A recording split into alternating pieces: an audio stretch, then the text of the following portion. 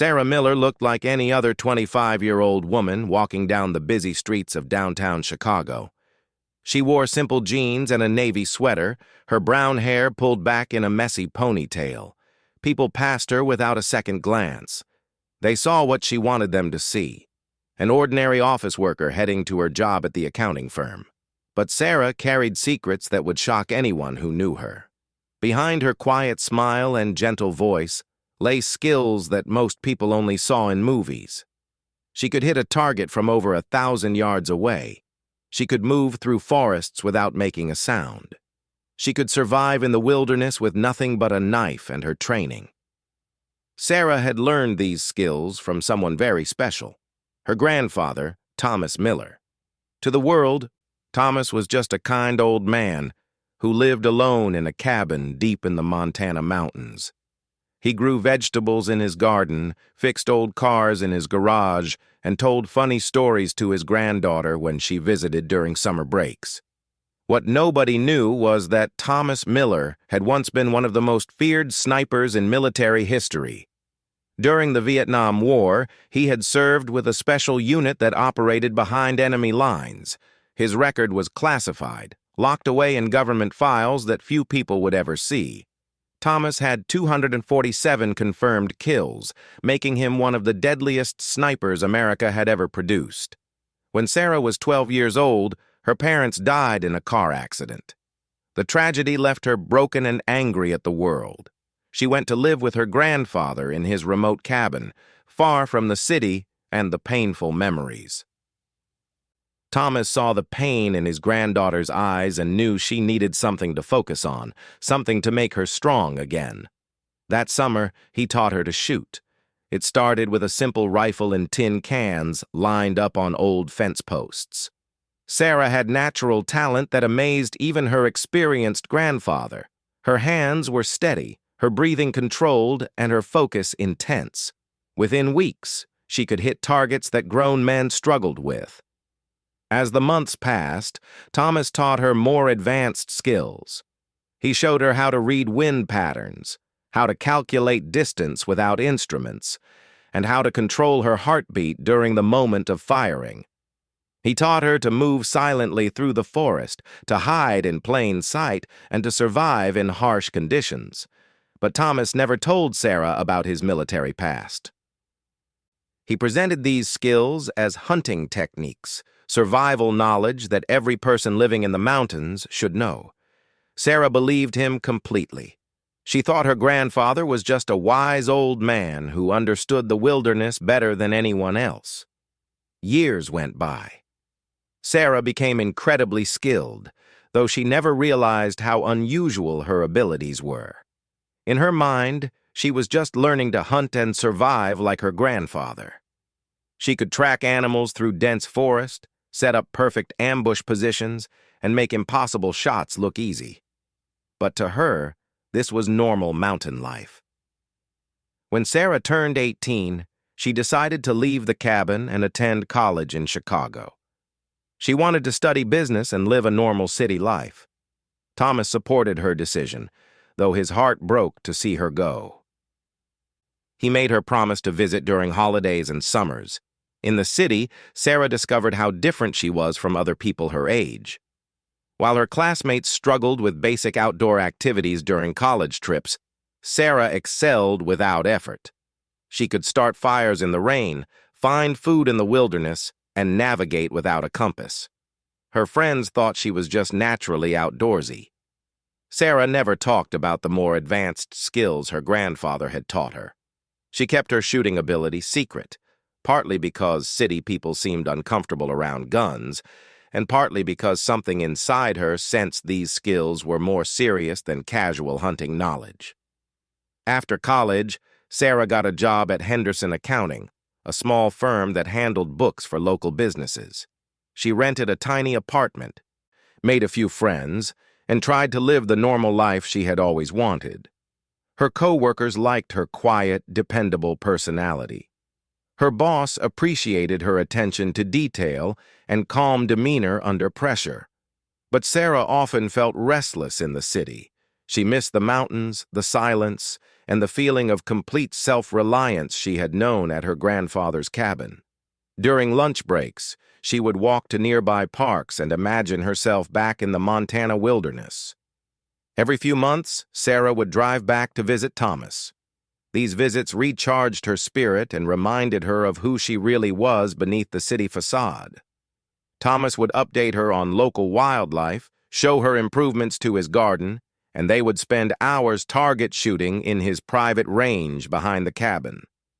During one visit, Sarah noticed her grandfather moving more slowly than usual. Thomas was now 78 years old, and the years were catching up with him. His hands shook slightly when he worked on engines, and he needed more rest between activities. Sarah worried about him living alone in such a remote location. Thomas assured her he was fine, but Sarah could see the truth in his tired eyes. She began visiting more frequently, sometimes driving the 8-hour journey every other weekend. Her co-workers thought she was incredibly devoted to her grandfather, which was true, though they had no idea what kind of man had raised her. One autumn evening, as Sarah prepared to return to Chicago after a weekend visit, Thomas sat her down for a serious conversation. His weathered face looked more serious than usual, and Sarah sensed something important was coming. He told her that dangerous times might be ahead for the country. He didn't explain what he meant, but his tone carried weight that made Sarah listen carefully. Thomas reminded her to stay alert, to trust her instincts, and to remember everything he had taught her. He made her promise to always carry the small pistol he had given her for city protection. Sarah promised, though she didn't understand why her grandfather seemed so concerned. Life in Chicago felt safe and predictable. She couldn't imagine needing the survival skills he had taught her in the civilized world of offices and coffee shops. As Sarah drove back to the city that night, she had no idea that within 2 weeks, those skills would save not only her own life, but the lives of complete strangers. The quiet accounting clerk was about to become something the world had never expected, a guardian angel with the training of an elite warrior. The city lights grew brighter as Sarah approached Chicago, unaware that destiny was already moving pieces into place for the moment when her grandfather's secret training would finally be revealed to the world. 2 weeks after Sarah's conversation with her grandfather, she was sitting at her desk at Henderson Accounting, working through a stack of invoices. It was a Tuesday morning, and the office buzzed with its usual quiet activity. Coffee machines hummed, keyboards clicked, and phones rang with the routine business of the day. Sarah had no way of knowing that across the city, 3 armed men were climbing the stairs of Lincoln Elementary School with backpacks full of weapons and explosives. She couldn't hear the terrified screams of children or the desperate calls of teachers barricading classroom doors. The nightmare was just beginning, and Sarah Miller was about to face the defining moment of her life. The first alert came through the office radio at 10:47 a.m. A local news station interrupted their regular programming with breaking news about an active shooter situation at Lincoln Elementary. Sarah's blood ran cold as she heard the address. The school was only 6 blocks from her office building. Her co-workers gathered around the radio, their faces pale with shock and fear. The reporter's voice was tense as he described multiple gunmen inside the school, hundreds of children trapped, and police setting up a perimeter. Early reports suggested the attackers were heavily armed and had already taken several hostages. While everyone else stood frozen, listening to the horrible details, Sarah's mind shifted into a different mode entirely. Years of training with her grandfather kicked in automatically. She found herself analyzing the situation with cold precision, calculating distances, evaluating options, and assessing the tactical environment. Sarah excused herself from the group and walked quickly to the office bathroom. She locked the door and called her grandfather on her cell phone. Thomas answered on the second ring, his voice immediately alert despite the early hour in Montana. She told him about the situation in rapid, quiet words. Thomas listened without interruption, then spoke in the calm, commanding voice Sarah remembered from their most serious training sessions. He told her exactly what she needed to do. Thomas explained that police snipers would need time to get into position, and that time might cost innocent lives. He reminded her of the office building's layout. Henderson Accounting was on the 15th floor, with a clear line of sight to the school. Most importantly, he told her about the rifle he had hidden in her apartment, wrapped in an old guitar case she had never thought to open. Sarah's hands shook as the weight of the situation hit her. Her grandfather was asking her to do something that went far beyond anything they had ever practiced in the Montana wilderness. But as she heard sirens wailing in the distance and imagined terrified children trapped in that school, she knew she couldn't do nothing. She left the office immediately, telling her boss she felt sick and needed to go home. The streets were chaos as police cars and ambulances raced toward Lincoln Elementary. Sarah fought against the flow of people running away from the danger and made it to her apartment building in record time. The guitar case was exactly where Thomas said it would be, hidden behind winter coats in her bedroom closet. Inside, Sarah found a customized rifle that took her breath away. It was a precision instrument, clearly military grade, with a scope that looked like it belonged in a museum of advanced weapons. A note in her grandfather's handwriting simply said, "For when the world needs you to be more than you appear to be." Sarah's training took over completely. She checked the weapon with practiced efficiency, loaded it with ammunition she found in the case, and calculated the shot she would need to make. From her apartment window to the school was roughly 800 yards, a difficult shot under perfect conditions, nearly impossible under stress. But Sarah wasn't thinking about impossibility. She was thinking about children. She set up her position by the window, using furniture to create a stable shooting rest exactly as her grandfather had taught her. Through the scope, she could see police cars surrounding the school, officers taking cover behind vehicles, and crowds of parents gathering behind yellow tape. The scene looked like a war zone. Then she saw movement in a third-floor classroom window. A man in dark clothing was dragging children away from the windows, clearly positioning them as human shields. Sarah's heart pounded as she realized the situation was even worse than the radio reports had indicated. Her phone rang. It was Thomas. He had been monitoring police radio frequencies from his cabin and knew the tactical situation better than the news reporters. He told Sarah that police snipers were still 20 minutes away from getting into position.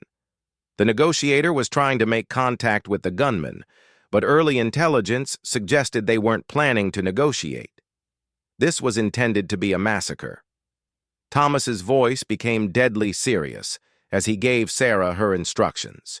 She was to watch for any clear shot at the gunman, but only take it if she was absolutely certain she could hit her target without risking innocent lives. He reminded her of everything he had taught her about breathing, about timing, about the moment of absolute stillness when the perfect shot becomes possible.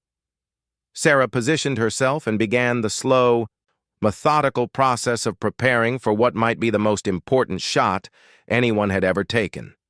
She controlled her breathing, calculated wind speed from the movement of flags visible through her scope, and settled into the zone of complete focus her grandfather had taught her to find. Minutes passed, like hours. Through her scope, Sarah watched police officers trying to get closer to the building while staying out of sight. She saw parents crying behind barriers, some trying to rush toward the school only to be held back by officers. The weight of the situation pressed down on her shoulders like a physical force. Then she saw him clearly. One of the gunmen appeared in a classroom window, pointing his weapon at a group of children huddled in the corner. He was shouting at them, clearly agitated and dangerous. Sarah could see his face through her scope. He was young, maybe early 20s, with wild eyes and erratic movements that suggested drugs or extreme psychological distress. Sarah's crosshairs centered on the gunman's head. The shot was clean, with no risk of hitting any children.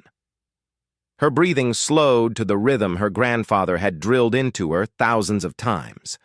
Her finger found the trigger with the same gentle pressure she had practiced since she was 12 years old. In that moment, Sarah Miller was no longer a quiet accounting clerk. She was the granddaughter of Thomas Miller, trained by one of the finest snipers who ever lived. She was a guardian angel with deadly skills, positioned by fate to save innocent lives. The world held its breath as Sarah prepared to reveal the truth that nobody knew about the shy young woman who lived alone above the downtown bakery. Sarah's finger pressed the trigger with the gentle precision of someone who had performed this action 10,000 times before. The rifle barely moved in her hands as the bullet left the barrel, traveling 800 yards in less than a second.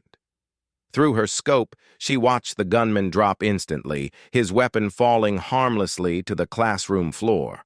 For a moment, absolute silence filled the air. Then chaos erupted. Police officers who had been watching the school through binoculars suddenly started shouting into their radios. They had seen the gunman fall but had no idea where the shot came from. Sarah watched through her scope as tactical teams rushed toward the building, finally able to advance now that one of the three gunmen was neutralized. Sarah's phone rang immediately. Thomas's voice was calm but proud when he spoke. He had been monitoring police communications and knew she had made the shot. He told her to stay in position and be ready for additional targets, but to be extremely careful. Police were now looking for the sniper who had fired the shot, and they didn't know she was on their side. Through her scope, Sarah continued watching the school. She could see police officers entering the building through windows and side doors.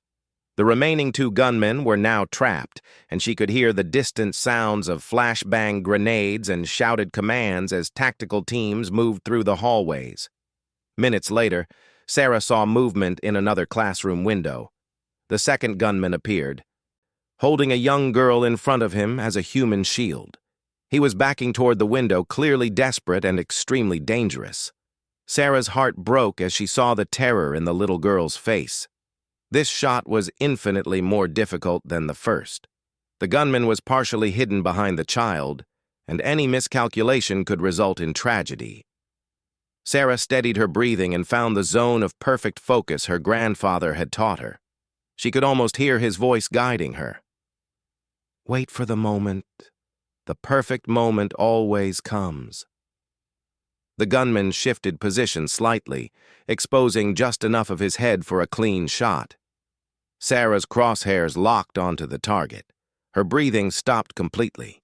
Time seemed to freeze as she squeezed the trigger for the second time that day. Another perfect hit. The little girl was safely pulled away from the window by police officers who had been waiting just out of sight. Sarah watched as tactical teams swarmed the classroom, securing the area and beginning the evacuation of trapped children. But the nightmare wasn't over yet. The third gunman was still somewhere in the building, and police radio chatter indicated he was barricaded in the gymnasium with at least a dozen hostages. Sarah maintained her position, watching every window and doorway she could see through her scope. Her grandfather stayed on the phone, providing tactical guidance and monitoring police communications from his cabin in Montana. Together, they formed an unlikely command team. An elderly former sniper and his granddaughter working to save lives from hundreds of miles apart. 20 minutes passed before Sarah saw the third gunman. He appeared in the gymnasium's main entrance, dragging several children with him as he tried to escape through the school's back courtyard. This was the most difficult shot yet. Multiple innocent people around the target, poor angle, and the gunman moving erratically. Sarah tracked him through her scope, waiting for the moment when she could take a clean shot. The gunman stopped near a flagpole, shouting at police officers who were trying to surround him. For just an instant, he positioned himself where Sarah had a clear line of sight. The third shot was as precise as the first two. Immediately after neutralizing the final gunman, Sarah began breaking down her position. Her grandfather had warned her that police would soon figure out where the shots came from, and she needed to disappear before they arrived. She packed the rifle back in its case, cleaned up any evidence of her shooting position, and prepared to become an ordinary citizen again. As she worked, She could hear helicopters circling overhead and sirens wailing throughout the downtown area. Through her window, she watched as children began streaming out of Lincoln Elementary, running toward their parents who were waiting behind police barriers. The sight of those reunited families made every risk she had taken worthwhile.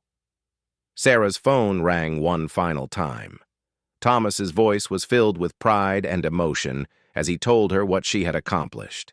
3 perfect shots under impossible pressure, saving countless innocent lives, and protecting children who would now go home to their families instead of becoming victims of senseless violence. But Thomas also warned her about what came next. Police were already analyzing the ballistics evidence and trying to identify the mystery sniper who had saved the day. Sarah needed to be prepared for questions she couldn't answer and attention she didn't want. Within an hour, police officers were in Sarah's building, going door to door and asking residents if they had seen anything unusual. When they reached Sarah's apartment, she answered their questions with the same quiet, helpful demeanor she showed everyone. She expressed shock about the school shooting and relief that someone had been able to help the children. The officers found nothing suspicious about the shy young woman who worked at an accounting firm. Sarah's story was perfect. She had been at work when the shooting started, had come home sick, and had been resting in her bedroom throughout the afternoon. Her neighbors confirmed they hadn't heard any unusual sounds from her apartment. As the weeks passed, the mystery of the unknown sniper became a national story. Ballistics experts marveled at the precision of the 3 shots. Military analysts called them some of the finest examples of combat sniping ever recorded. The media dubbed the shooter the Guardian Angel and speculated endlessly about their identity. Sarah watched the coverage with mixed emotions. She was proud of what she had accomplished, but she also understood that her grandfather's training had prepared her for something that was supposed to remain hidden. She had crossed a line that couldn't be uncrossed, revealing skills that raised questions she couldn't answer. During her next visit to Montana, Thomas explained more about his past than he ever had before. He told her about the classified missions, the impossible shots he had made in service to his country, and the weight of carrying such deadly skills in a world that preferred to believe they weren't necessary. He also told her why he had trained her so thoroughly. Thomas had recognized something in his granddaughter that reminded him of himself at her age. A natural calm under pressure, an instinctive understanding of geometry and physics, and most importantly, the moral strength to use violent skills only to protect innocent people. Sarah realized that her grandfather had been preparing her for exactly the kind of situation that had occurred at Lincoln Elementary. He had seen a future where his granddaughter might be the only person in position to save lives, and he had made sure she would be ready. The investigation into the Guardian Angel sniper gradually faded from public attention, though law enforcement agencies continued their search. Sarah returned to her quiet life at Henderson Accounting, but she was forever changed by the knowledge of what she was capable of accomplishing. She still visited her grandfather regularly, but now their conversations included discussions of global events, tactical situations, and the responsibility that came with their shared skills. Thomas began teaching her even more advanced techniques, preparing her for the possibility that the world might need the Guardian Angel again someday.